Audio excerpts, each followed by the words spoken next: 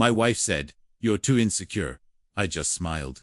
She didn't notice I was holding her phone. She was in the shower. I had 5 minutes. I didn't rush. I'd done this before. There was a chat named Carpool. Inside were no carpools. Just, "Jason." He wasn't subtle. "You looked insane in that dress last night." She replied, "I wore it for you." I kept scrolling. The screenshots stacked up. Photos, messages, dates, locations. Then I closed the app, put the phone back exactly how it was, and poured her coffee like nothing happened. She came out humming, towel in her hair, kissed me on the cheek, and said she'd be home late again. Quarterly reports. I said, "Good luck." She believed it, because I'd spent months making her feel like I was slipping. Distracted, tired, distant. She never knew I was collecting everything. And I never raised my voice. Not once. The first time I suspected her, I told myself I was imagining it. The second time, I didn't. She started wearing perfume to grocery runs, showering before yoga, sleeping with her phone under her pillow. I played dumb, let her win arguments, gave her space, started going for long walks. She thought I was depressed. I wasn't. I was planning. There's something powerful about pretending not to know, about giving someone rope, not to hang themselves, but to get comfortable. She got very comfortable. The next message from Jason came while we were watching a movie. Her phone buzzed. She flipped it over. I didn't look at her. I just asked. "Something wrong?" she said. "Work stuff." I nodded and kept watching. But I already had a copy of the message on my laptop. The words were burned into my head. "Next weekend. My wife's out of town." She replied with a smiley face. And at time, she didn't know I was tracking her calendar. Didn't know I was tracking his wife's, too. I waited 5 days. Then, I bought 2 tickets to a cooking class in town and handed them to her. Said it was a surprise date night.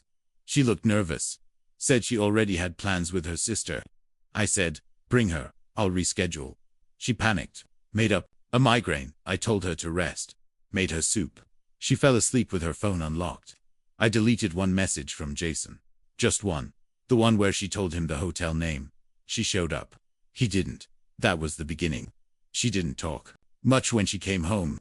Neither did I, because I wasn't done yet. She asked if I was upset. I said, "About what?" She stared at me, trying to read my face. I kept chewing. She said maybe we needed to talk more. I nodded and asked if she wanted more rice. She blinked. That's when I saw it. The shift. Guilt hadn't hit her yet, but confusion had. It always comes first. I didn't accuse her. I didn't ask where she was. I didn't mention Jason. I just started sleeping earlier, waking up before her, making coffee without speaking. I wasn't cold, I was distant. There's a difference. She tried harder after that, made pancakes, wore my favorite dress, laughed too loudly at my jokes. She thought she was fixing something. She didn't know what was broken.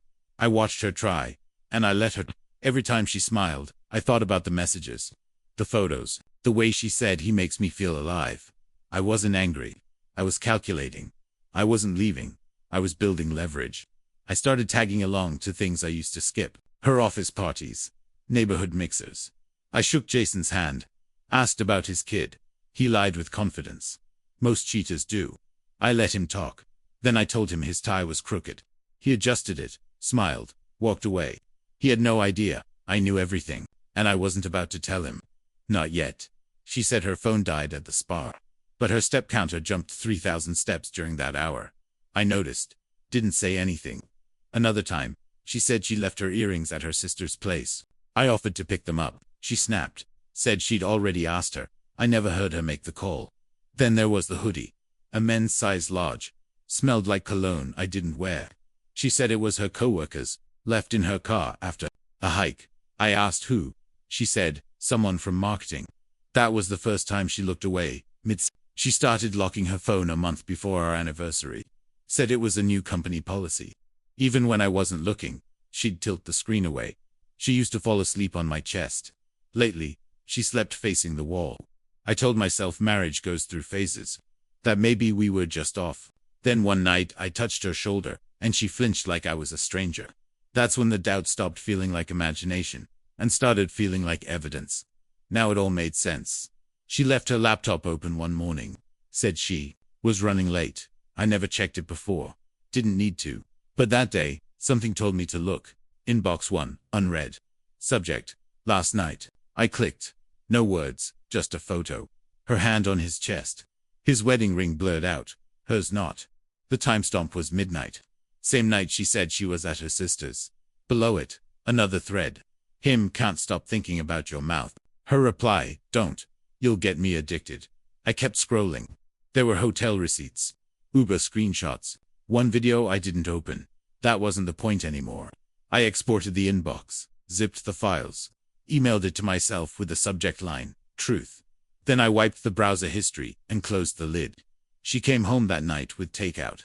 Thai, extra spicy, my favorite. Said she missed me. I kissed her on the forehead. I didn't say anything. I just turned off the screen. I moved money the next morning. Half to a new account. One she didn't know existed. I canceled her secondary credit card. Froze the joint one. Called my lawyer. Told him I might need to trigger the prenup clause. Infidelity clause. Irreversible breach. He said, "You're sure?" I said, "I'll send you proof." He said, "Then we're ready." I went silent after that. No arguments. No accusations. Just a quiet kind of distance she didn't know how to respond to. She asked if I was okay. I said, "Just tired." And that was true. But not in the way she thought. I met her brother at a bar the week after I froze the accounts. We used to get drinks once a month. Routine. He looked nervous this time. Kept checking his phone. Barely touched his beer. I asked about work. He deflected. Asked about her. I said we were fine. He said, "That's good." I was worried about her. I asked why. He hesitated. Then said she'd been stressed lately. Said relationships were hard. I nodded. Took a sip. Then he said, "You know Jason, right?" I didn't move. Just watched him. He kept going. Said Jason had been around a lot. Said it made him uncomfortable. That he thought about telling me once, but didn't want to interfere. I asked, "Why?" Now, he shrugged. Said, "You already know, don't you?" I didn't answer. He looked down, whispered, "She told me you'd overreact. That you were fragile." I laughed once. Quietly. He looked at me like I was the fool. 3 nights later, she texted me at 2:03 a.m. Said she was having a panic attack. That she couldn't breathe. That she didn't want to lose me. I watched the bubbles appear, then vanish, then appear again. She called me twice. I let it ring. The third message came at 2:27 a.m. "Please just talk to me. You're scaring me." At 2:29, I replied, "I'm not angry. I'm just done." She didn't reply after that. Not for a while. Her office held a corporate retreat 2 weeks later. Spouses were invited. I declined. Said I had travel plans. She went alone. That Monday, her name wasn't on the internal directory anymore. I didn't ask why. But the rumor found me anyway. Jason's wife had found the texts. She sent them to HR screenshots. Timestamps. Emails sent from the company server. Apparently, it wasn't just my wife. Jason had a pattern. She came home early that day. Eyes red. Voice gone. Said they let her go. I didn't ask what for. She mumbled something about company restructuring. I just nodded. Later, I saw her trying to delete photos on Facebook, unfriending coworkers, blocking mutuals. Her phone rang all evening. She didn't pick up once. At dinner, she asked if I wanted to go away. Just the two of us. Start fresh. I asked her to pass the salt. That was it. She started posting old photos a week later, US at the lake. Her hand in mine. Captions about growth, forgiveness, healing. People liked it. Left comments like "You two were perfect." She tagged me. I removed the tag. 2 days after that, I saw her at the pharmacy. She looked smaller somehow. Less certain. She tried to smile. I nodded once and walked past. That night, she texted. Said she couldn't sleep. That she missed how things used to be. That she knew she'd ruined everything, but still hoped I'd talk to her someday. I turned off my phone and went to bed. I didn't dream. The last thing she ever sent was a voice note. She didn't know I'd blocked her number weeks ago. It filtered straight to archive. I opened it, but didn't press play.